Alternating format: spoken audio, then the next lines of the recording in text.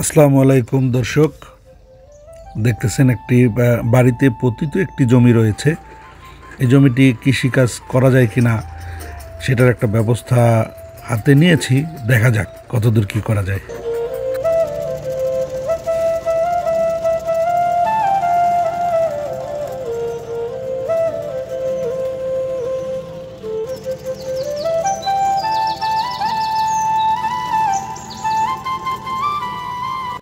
এজন্য স্থানীয় ট্রাক্টর যেটা দিয়ে জমি হাল চাষ করে, আমাদের ভাতিজা এবাদতের ট্রাক্টরটি নিয়ে আসলাম হাল চাষ করার জন্য। প্রায় ৫-৬টা হাল চাষ করে জমিতে কিছু সার প্রয়োগ করলাম।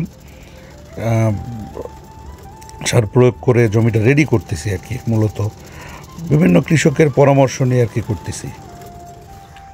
এই ঘাসটা বাঁচলে, আগাছাটা বাঁচলে কি হয়?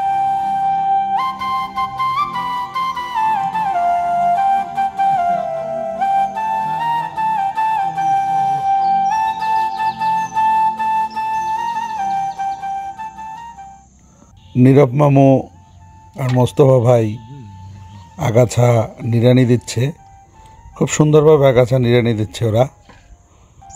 কি খাও? পান খাই। হ্যাঁ, পান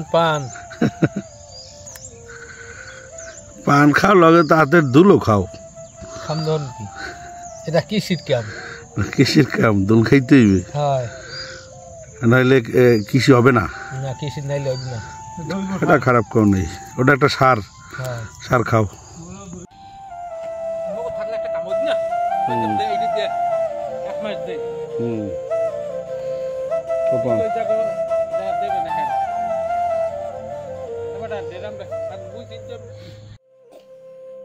মোস্তফা ভাই, ফসল হইবে তো?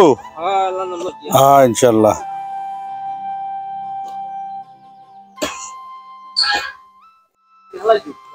না দাঁড়াও, ফালাইলি তো হইবে না, আন্দাজে ফালাইলে হইবে নাকি? না মামা, তুমি এনে ধন্যের জন্য রাখবা কতটুকু?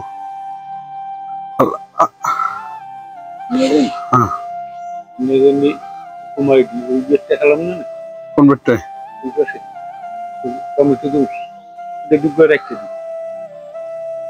ওটা দুটো সিটে ফেলাই দিও।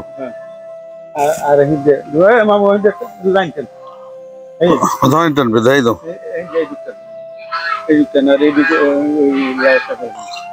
মানে এই টোটাল এই বেডের তোমার ওইটা ধন্য আর বাকিটা লাল শাক না? মূলত এখানে ছোট আর একটি বেড করেছি, যেখানে আমরা অর্ধেকে ধন্য এবং মূলা শাক ফেলাবো, লাল শাক এবং মূলা শাক ফেলাবো, বাকি অর্ধেক হচ্ছে হাইব্রিড এবং দেশি মূলা। টোটাল মাঠটা রেডি করে ফেললাম।